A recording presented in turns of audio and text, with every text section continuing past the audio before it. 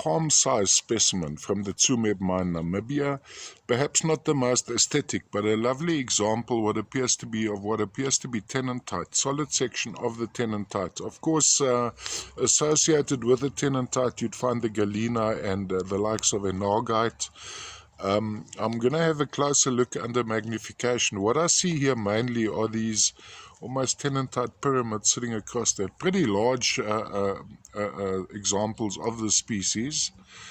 Specimen itself is pretty grey to black, so not all that appealing, but from a collector's point of view, a fantastic example of tenantite.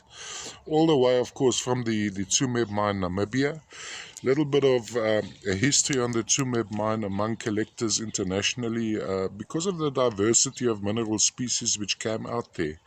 Huge diversity from this copper lead deposit.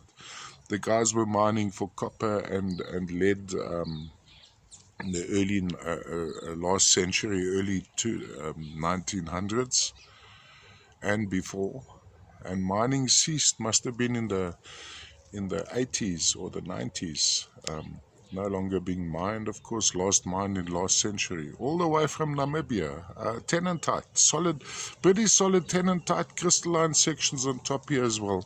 So if you have it lying flat on a turntable, you see there's a bit of projection of the crystals off the main ore.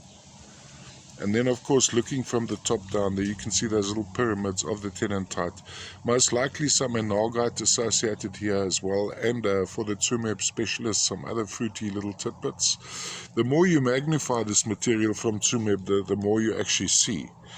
Other associations could even be the likes of pyrite, which wasn't all that common from the Tsumeb mine.